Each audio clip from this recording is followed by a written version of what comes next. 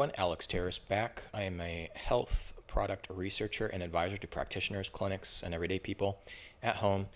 And I also am a distributor and dealer for many brands. So I kind of do it all. Anyways, in this video, a customer of mine was asking about my opinion on this brand of saunas, Nordic Recovery. Now, this company does a few other types of equipment as well, but they do make a sauna, infrared sauna, I should say. So in this video, we're actually going to cross-compare it with two other brands, Clearlight and Sunlighten saunas also.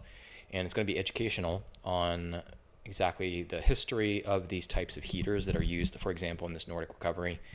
And hopefully you'll find this very helpful. If you do need guidance on saunas or other equipment, my email address, 7 days a week, I respond to it promptly. And you can ask me your questions about different brands. And my goal is to guide you to what's going to be the best brand and model specifically for your needs or your business's needs. So let's dive into it. Nordic is newer to the market. So first things first, whenever you're buying a sauna or really kind of any equipment, there is, of course, a warranty, right, attached to these types of products. And you always have to ask yourself, how long has this company been around, right? Are they manufacturing the product themselves, or are they using a third-party factory? Also something to look at, just from like a quality control standpoint especially. And then if it is like a 10-year warranty or a 5-year warranty or whatever the warranty is, how long has the company been around, right? So let's say, hypothetically, they're offering a 7-year warranty. Let's just say that. But the company's been around for 2 years.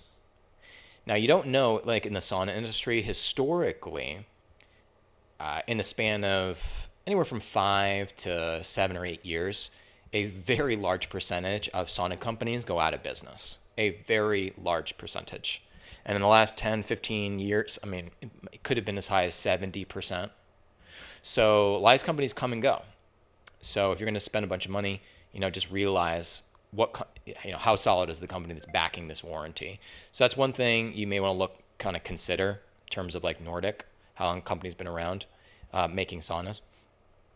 As far as $1,999 for a single person, okay, like this, price point, not bad for the price point. And here's their features right here. Okay, so one thing, let's open the description as well. So one quick thing that I didn't double check on, but any of you can easily do this and write the answer in the comments of the video. But it's extremely common for most saunas to use plywood or luan wood. See where my little hand is up here, my cursor? See that exterior, so the top part of the sauna, the exterior, and then below the floorboard, below or underneath. This is very commonly where you'll find plywood used in 85% at least of saunas.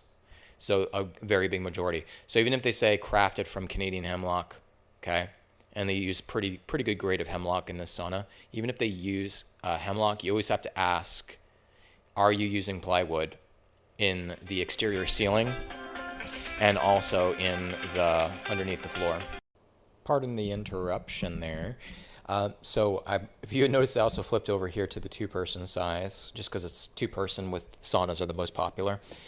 Anyways, so what was I saying? I was talking about the plywood thing, so definitely double check with them, ask them, and really when you're doing due diligence with companies, ask them to show you an actual photo or video of the external piece, so like the roof section and the bottom floor section. If they don't show you a photo, I just would not believe them. That's really what it takes.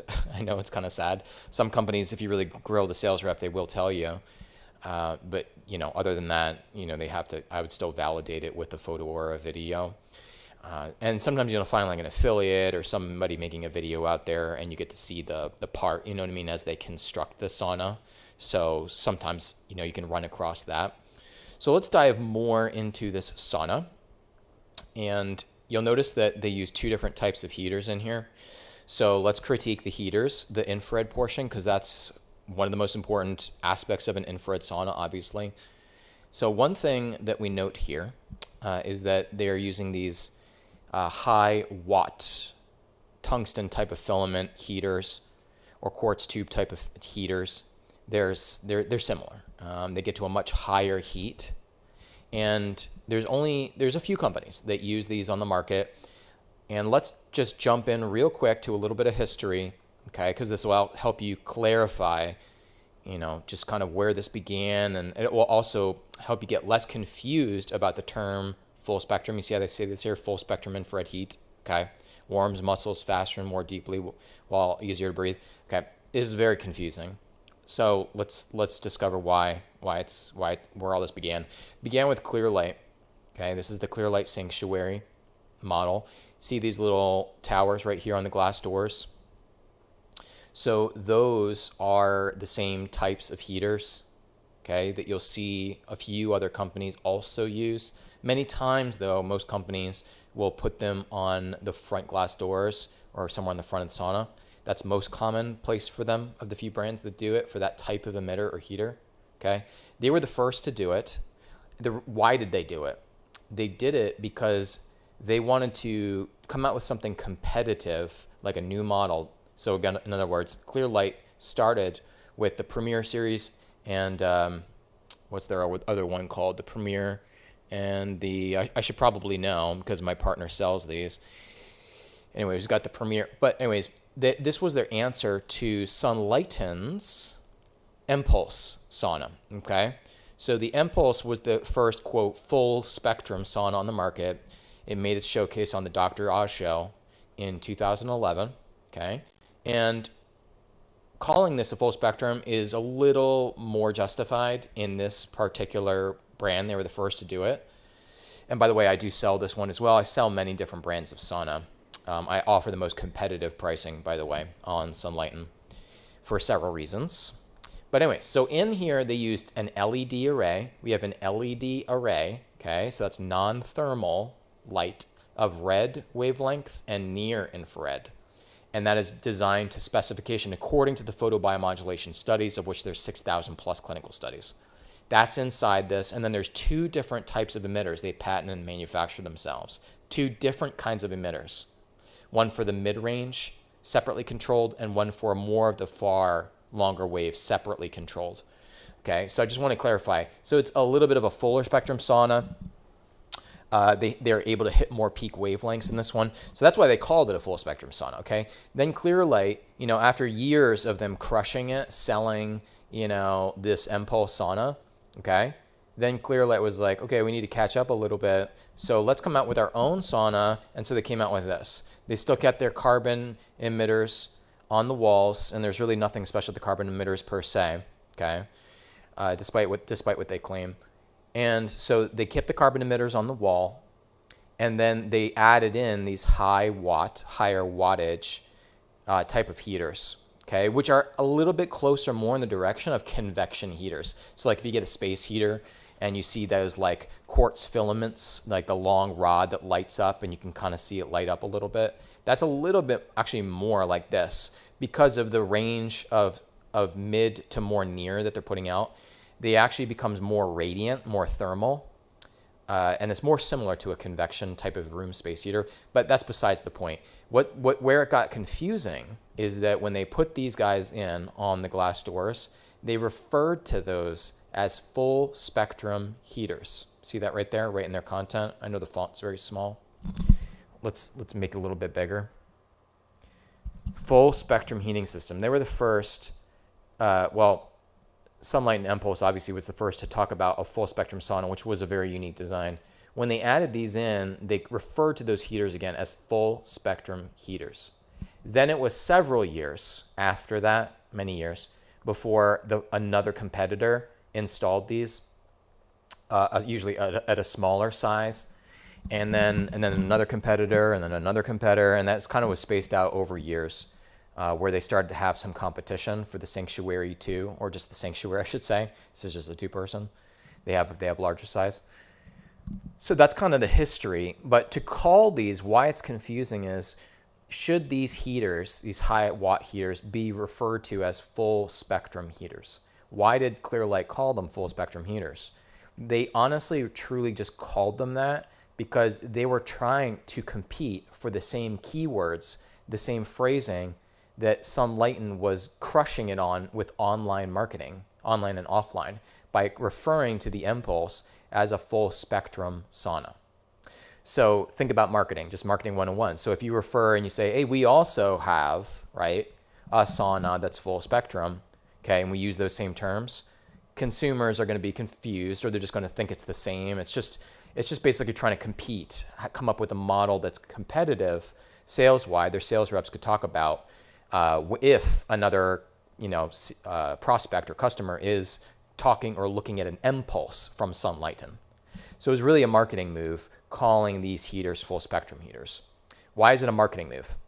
Because full spectrum, technically that term, or when you talk about spectrum, you're talking about wavelengths of infrared, okay?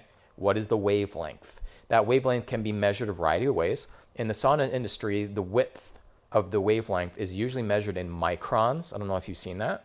So they might say like 7.4 microns or 11 to 15 microns, depending on what part of the spectrum we're talking about, near, mid, or far. So it also is known in infrared as IRA, IRB, and IRC.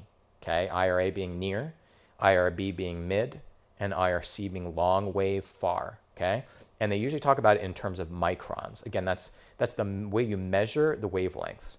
So to say full spectrum, what that would be implying about these heaters, this company or any company using these, is that it would be going all the way from near to far, right?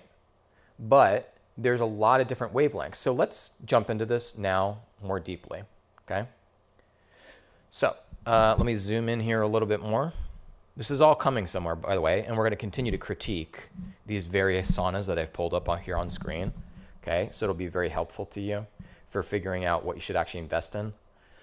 So here we are looking at, and I know this is also, remember, micron range can be converted also to another form of measurement called nanometers. We've all heard of meters, obviously, right? According to the metric system, meters. Okay, and there's a certain amount of meters in a kilometer, right? Okay, so when you're talking about the wavelengths also of infrared, you can also you refer to as nanometers if you want to, okay? So like 700 nanometers to 1400, that's considered near infrared, okay? And if you plotted all the wavelengths of light on a graph, a 2D graph like this, right? It would look like this, okay? So you see it's just kind of plotted here. And you could do it in a x-axis and a y-axis, okay? But this graph, I'm sorry to not confuse you, but this graph, as you can see on the left here, it talks about absorption, spectrum of water. So your body, if you go molecule by molecule, really, your body is 99% molecularly water, okay? So your body is a majority just of varying forms of water. So we've known for decades now how different wavelengths of infrared are able to convert their energy and get absorbed into water, which would obviously be very important if some wavelengths converted into that thermal and energy effect in water more efficiently, right? So we would want to know like what wavelengths are able to absorb the best in water, right? Because once again, our body tissues, our cells, everything, right, is mostly water. Okay, it's the majority is water. So this has been known a long time. And it's been known, and a lot of these studies came out originally of the heating companies, the companies that were making all these heaters, okay? Even before infrared saunas came out, okay? So before they came out, a lot of these companies, different factories, were creating heaters for heating homes, for heating floors, for doing other things you need heaters for, curing paint, all kinds of stuff, space heaters, okay? So if they didn't do these studies, can you imagine what would happen? Oh, we set fire to this. Oh, we happened to burn somebody. We gave them skin damage, and now they have a second-degree burn, right? So we have to do these things to see what's actually safe before these factories just start selling all these heaters. So this was done decades ago. This is old information, okay? So that's a little bit of the history. You don't have to go any further in that. So what, according to this kind of confusing graph, what portion of the wavelength spectrum absorbs the best in water? And that's where we start to come up with those terms peak wavelengths.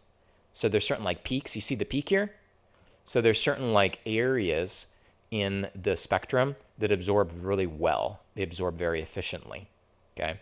And for the most part, to keep it now very simple, the portions of the wavelength that absorb the best are in the far wavelength, okay? So let's scroll back up here, okay? So far wavelength has some of the highest or higher absorption rate by water, okay? And that usually runs, scroll back up here for a second. You see, because now it's all based off the sun as well. That's where a lot of the other studies were. Really, when you're talking about far infrared, you're really going from like 3 microns, or some with a lot of infrared saunas, we were more interested in about 5 microns, okay, up to 14 microns. And that's some of the most absorbable far infrared. Now, the type of heater or emitter that produces that most absorbable range, that's most biologically active, is carbon heaters, carbon emitters, okay? I'm not saying that other heaters that are producing infrared, there's no therapeutic value there. There is, but it's less. Why? Because if you have a heater, like for example, these types of high watt heaters right here, okay? If you have a heater that's producing, like in the case of these high watt, quote, full spectrum heaters, these guys, if you can actually look up their independent testing, so they actually test their spectroscopy, all their different wavelengths on a chart like this. It looks more like this, the spectral distribution graph. Now this test is about a carbon panel, okay? This is for a carbon panel. So we can see kind of what it's mainly producing here. It's the majority of the absorptions between 5 to 15 with the carbon panel. That's 70% of the wattage's output, okay? Meaning the other 30% of a carbon panel go over here. You see over here in this area, they go into the mid to near spectrum. So wouldn't you say technically that a carbon emitter is a full or fuller spectrum emitter? Absolutely. So if there is an emitter type that deserves the title full spectrum heater, out of all the emitters, technically a carbon emitter deserves the title of full spectrum heater, okay?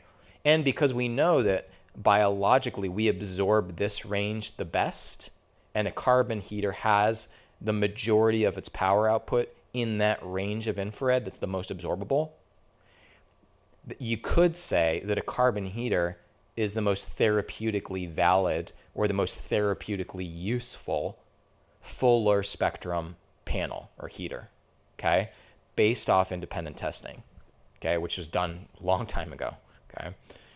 Does that all make sense? If you have any questions, leave it below in the comments of the video.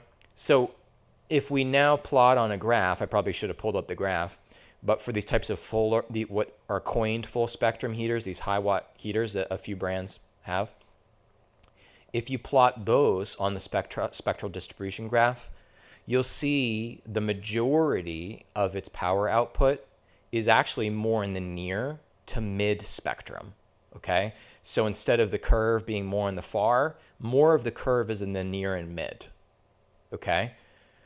So some people may be saying, oh, that's a great thing. And it's like, well, it does have some therapeutic effect. However, it's also very well biologically established that the absorption, okay, let's go back to this chart here. The absorption is inferior for the near and the mid spectrum in water. It's inferior, okay? So the rate goes down. It goes down as you see the chart going down here. So it's going down as you're going into the mid and going down into the near, the absorption level into water, okay? You could say that near infrared, for example, when it's produced in this thermal manner, not LEDs, I'm not saying about LEDs, but I'm talking about like heat lamp type of stuff or heaters, it's more transmissive. It passes through tissues, okay? And your body tries to reflect most of it so it doesn't cause tissue damage. That is a biological adaptation to the sun, which puts out a lot of near infrared. And if you didn't have that biological adaptation, everybody would be getting skin cancer or having tissue damage, second-degree burns, first-degree burns, from laying out in the sun, stuff like that. It would just cause a lot of problems, probably rapid aging and things like that too. Now, UV also, of course, has its effect too. But the body has adapted to basically not want as much, to not really handle near and part of the low mid as well, okay? So that's what those high watt, quote, full spectrum heaters are. They're putting out the majority of their energy in the mid and the near, which is not quite as desirable, okay? So if there's companies that are all talking about near and mid and, how's the best thing ever, it's not really. Carbon heaters are really kind of more, if you have to pick one, are the best thing ever. And you could complement it with some mid and far if you want to. Now, in an ideal scenario, if you want to complement it with the best near, you want to use LEDs, non-thermal, okay, for several reasons. But just be careful. There's some companies that are mounting LEDs on the front glass like this at a distance, and that's also not therapeutic. So if you use LEDs, you have to have it in very close proximity to the body. The only company that has properly mounted LEDs is actually in the Mpulse, the Sunlighten Mpulse. So behind the emitter there, it's within 1 inch of your back. Okay, it's within 1 inch of your backside. Okay, so that's appropriately done. If you see it mounted on the front, like a distance from the way, which is about minimum 24 to 36 inches or more from your torso, you'll lose all the energy of the LED and it's no longer really therapeutically valid. If you're seeking photobiomodulation benefits with near and red, I've been in that industry over 12 years, lasers, LEDs, you name it. You can also get a standalone product that's more powerful than the panels. So just reach out to me, send me an email. So where does this take us? Are these types of high watt heaters still maybe helpful? Yeah, they can warm up the sauna a little bit faster. They can help warm your core body temperature a little bit more efficiently as well. So let's move over here back to Sunlighten. So Sunlighten compared to Nordic, how they use the high watt in your backside instead of on the front glass, right? In your backside, that's where they're using those mid-type near heaters. What's actually better, now that you know carbons are, a better, more absorbable range of infrared, it's better to have a carbon in your entire torso, like backside, because you want to absorb, you'll basically absorb more of the infrared wavelength if it's a carbon in your backside. Okay, does it all make sense now? Versus this type of heater.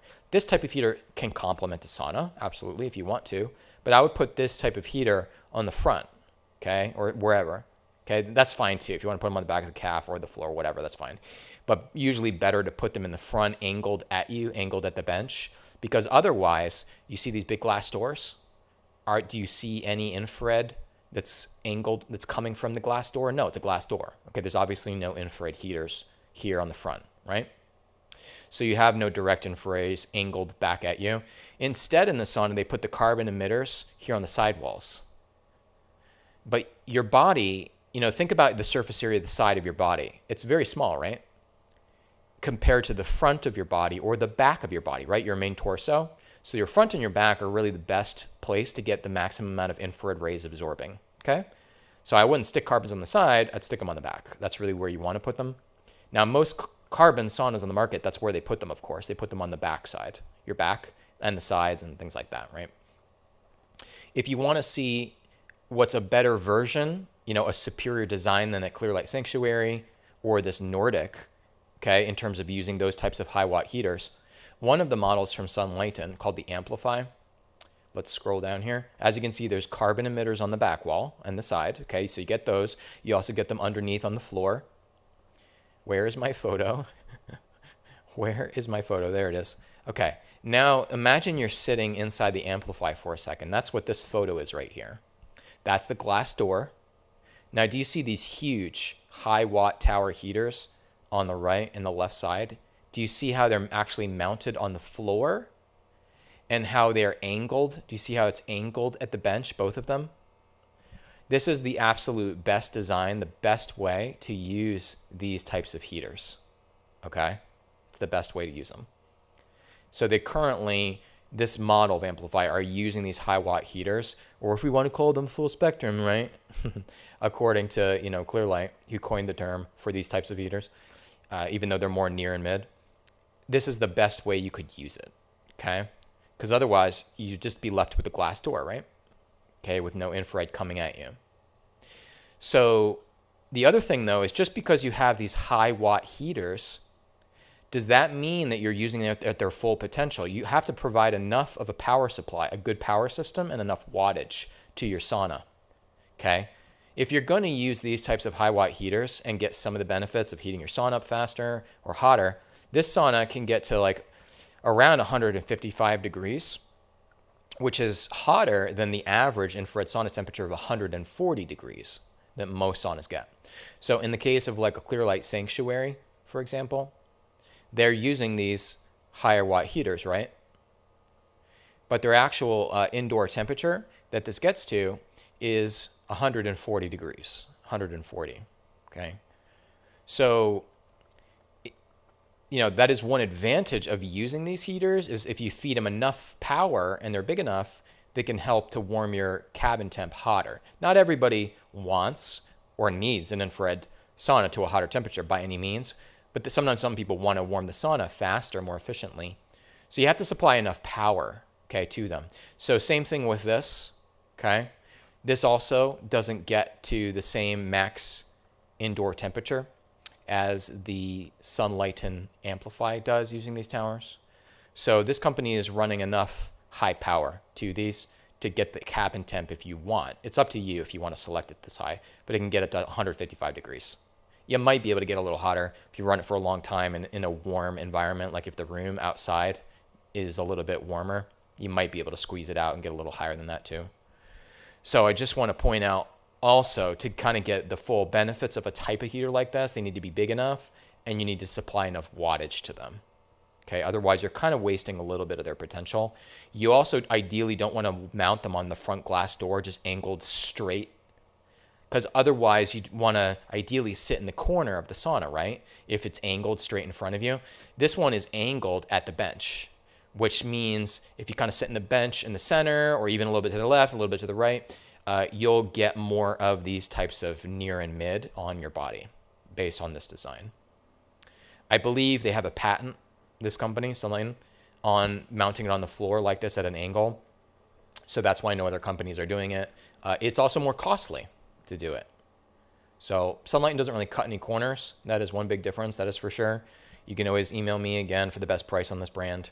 And if you have questions about it, but they don't cut corners on a lot of stuff like a lot of companies do. So yeah, it absolutely does cost more to set it up like this versus just slapping on the front glass door. And that's why, companies wouldn't want to do this, because they're just trying to squeeze out as much profit margin as possible. But anyways, there's absolutely no plywood either inside of this Sunlighten, so that also separates it. So hopefully you learned something. I'm one of the few people in the sauna industry that's talking about all this stuff, by the way, and actually really clearly explaining it. So if you want to support what I do, just please reach on out to me, and we can figure out what brand and what model is really going to be best for you. And my email address is below. It's fit4reviews@gmail.com. You'll see it right in the description. If you want me to do any review videos on any other saunas, kind of like I did for this brand here, Nordic Recovery, then just reach on out anytime, 7 days a week.